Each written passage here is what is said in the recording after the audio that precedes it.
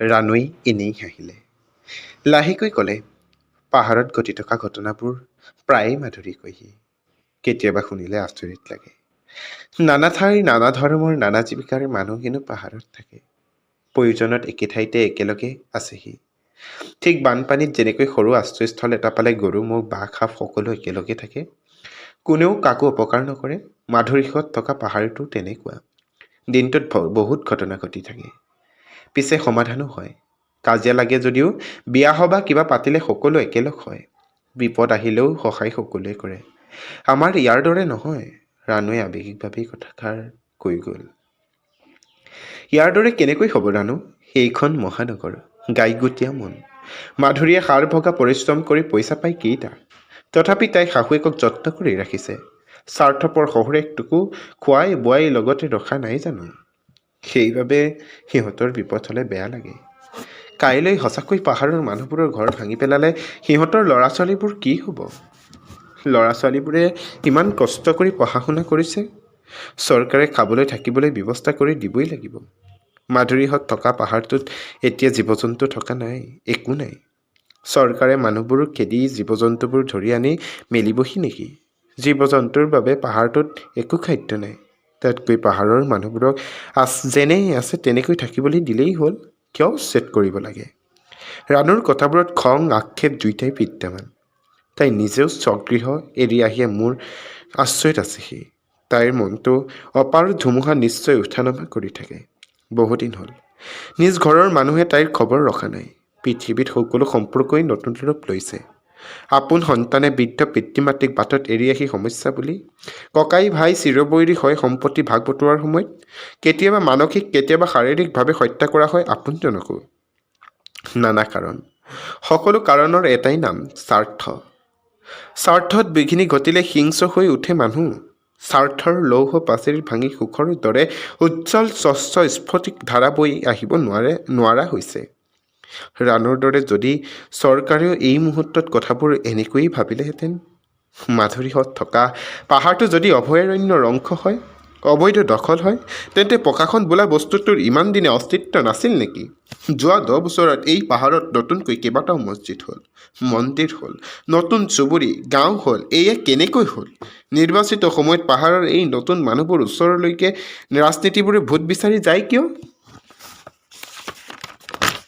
মোৰ মন সাংঘাতিক ধৰণে অস্থিৰ হৈ পৰিছে। নিৰ্জন কোঠালি এটাত অকৰ্মণ্যভাৱে পৰি থকাৰ বাবেই হয়তো অস্থিৰতা বাঢ়ি গৈছে। এজন সংবাদকৰ্মী এই মুহূৰ্তত কোঠালিটোৰ পৰাও ওলাই যাব নোৱাৰা বিষয়টো কেৱল নিজেহে উপলব্ধ কৰিব পাৰে। নীতিগতভাৱে হতাশ হৈ পৰিছোঁ। কাৰণ মই অসহায়। খিৰিকীৰে সন্ধিয়াৰ শেষ কিৰণৰ পাহাৰৰ ওপৰৰ আকাশত বিয়পি পৰিছে। সেউজ পাহাৰটো ধোঁৱা বৰণৰ হৈছে। সন্মুখেৰে উৰি যোৱা বগলীৰ জাকবোৰৰ পাখিবোৰ উজ্জ্বল শুকুলা হৈ পৰিছে। পাহাৰটো অন্ধকাৰ ৰহস্যৰ মাজলৈ যেন সোমাই গৈছে। মানুহবোৰে কি কৰিছে বাৰু? নিশ্চয় জুম বান্ধি কাইলৈৰ ভয়াৱহ দিনটোৰ কথা আলোচনা কৰি সাজু হৈছে। মাধুৰীয়ে কি কৰিছে? গিৰিয়েকৰ মৃত্যু হোৱাৰ পাছৰ পৰাই তাইৰ স্বাস্থ্য ভাললৈ আহিছিল। ল'ৰা ছোৱালীৰ পঢ়া শুনা ভাললৈ আহিছে। তাই ছট পূজাত আটা ময়দাৰে বিভিন্ন সুস্বাদু প্ৰসাদ তৈয়াৰ কৰি দিব পৰা হৈছে। 3 দিন সম্পূৰ্ণ নিয়ম নীতিৰে ছট পূজা কৰি তাই বন কৰা মালিকবোৰৰ ঘৰলৈ প্ৰসাদৰ ভাগ লৈ আহে। তাইৰ বিশ্বাস ছট পূজা ভালদৰে কৰিব পৰা তাইৰ সুখ উভতি আহিছে। পাহাৰৰ ওপৰৰ পাহাৰ পুখুৰীটোত তাই প্ৰসাদ চাকি ফুল উটুৱাই সূৰ্য দেৱতাক কৰা কাটৰ প্ৰাৰ্থনাবোৰ সূৰ্য দেৱতাই শুনিবলৈ আৰম্ভ কৰিছে। পাহাৰৰ মানুহবোৰে গছবোৰ কাটি ঘৰবোৰ সাজিছে সঁচা, কিন্তু পাহাৰৰ বহু পুৰণি বিশাল আহত গছজোপা সযতনে ৰাখিছে। পুৱা গধূলি পাহাৰৰ মানুহবোৰে তাত চাকি বন্তি জ্বলায়। ৰঙা সূতা কাগজত পেৰিয়াই মনতে ভবা কাম সফল কৰাৰ ভিক্ষা মাগে। এই আহঁতজোপাই পাহাৰৰ মানুহৰ কথা শুনে বুলি এক বিশ্বাস প্ৰচলিত আছে। এই কথাবোৰ মাধুৰীৰ মুখৰ পৰাই শুনা। তাই বেয়া সপোন দেখিলে এই গছজোপাৰ গুৰিতে সপোনটো শুই পানী ঢলাৰ কথা প্ৰায় মোক কয়হি। মই এইবাৰ সেই গছজোপাৰ অৱস্থিতি, পাহাৰটো ক'ত আছে নিৰীক্ষণ কৰিবলৈ আৰম্ভ কৰিলোঁ। হঠাতে সন্ধিয়াৰ নিস্তব্ধতা ভাঙি টং টংকৈ এক শব্দ ভাহি আহিল ক'ৰবাৰ পৰা। পাহাৰত নেপালী মানুহৰ চুবুৰী আছে। তাত পূজা পাতিলে এনে কাঁ বজোৱাৰ দৰে শব্দ ভাহি আহে। নিশা বাঁহীৰ মাতো পাহাৰৰ পৰা আহে। যোৱা কেইবাদিনো ধৰি বাঁহীৰ মাত শুনা নাই। মাধুৰীয়ে কোৱা মতে পাহাৰটো সৰু সৰু গুমটি দোকানেৰে ভৰা। গৃহস্থ জীৱনৰ সকলো প্ৰয়োজনীয় বস্তুৰ লগতে গুমটিবোৰত থাকে সুৰা, গাঞ্জা, গুটখা। সকলো নিষিদ্ধ বস্তু তাত পোৱা যায়। ড্ৰাগছৰ ব্যৱসায়ো চলে। পুলিচে মাজে মাজে গৈ দোকানবোৰৰ পৰা পইচা তুলি লৈ আহে। কিছুমান ঘৰত সন্ধিয়াৰ পৰা বুটভাজি আৰু দেশী সুৰা বিক্ৰী হয়। পুলিচে বিনামূলীয়া সকলো জুতি লয়হি। বুট ভজা ছোৱালী তিৰোতাৰো জুতি লয়। সিহঁতৰ ব্যৱসায়ী বন্ধ নকৰা পুলিচ কেইজন ভগৱান স্বৰূপ। ভগৱানক সন্তুষ্ট কৰি ৰাখিব পাৰিলেই সিহঁতো চলি থাকিব। জঞ্জাল চপাই ল'ব সিহঁতেও নোখোজে। পুলিচে ইচ্ছা কৰিলেই গোচৰত পেলাব পাৰে। টং টংকৈ ঘণ্টাৰ শব্দটো পাহাৰৰ পৰা বেছিকৈ ভাহি আহিছে। এনেকুৱা শব্দবোৰ আগতেও শুনি আহিছোঁ, কিন্তু আজিৰ দৰে মন দিয়া নাছিলোঁ বা উৎকণ্ঠিও হোৱা নাছিলোঁ। এই পাহাৰটোলৈ, পাহাৰত থকা ঘৰটোলৈ মাধুৰীয়ে মোক কেইবাবাৰো নিমন্ত্ৰণ কৰিছে। নানা কাৰণত মোৰ যোৰা হৈ উঠাই নাই। পাহাৰটোৰ বাহিৰৰ সেউজ সৌন্দৰ্য আৰু পাহাৰৰ ভিতৰৰ মাধুৰীহঁতৰ জগতখনে মোক সেয়ে যথেষ্ট আকৰ্ষণ কৰি থাকে। পাহাৰখন আৰু পাহাৰৰ মানুহবোৰৰ অজানা বিষয়বোৰ মোৰ বাবে সাধুকথাৰ দৰেই হৈ পৰে মাজে মাজে। দেওবাৰৰ দুপৰীয়া ভাত পানী খোৱাৰ পাছত কেতিয়াবা মই সেই মাধুৰীক পাহাৰৰ খবৰ সোধোঁ। কচোন ক, তহঁতৰ পাহাৰৰ খবৰ? মাধুৰীয়েও হাঁহি মাৰি আৰম্ভ কৰে সাধুকথাৰ দৰে সিহঁতৰ দৈনন্দিন কাহিনীবোৰ। কালি আমাৰ দেউটোৰ সৈতে বজাৰৰ মিণ্টুৰ বিৰাট কাজিয়া হ'ল নহয়। দেউটোক মই মোৰ ঘৰত লুকুৱাই থলতহে ৰক্ষা। কিয়?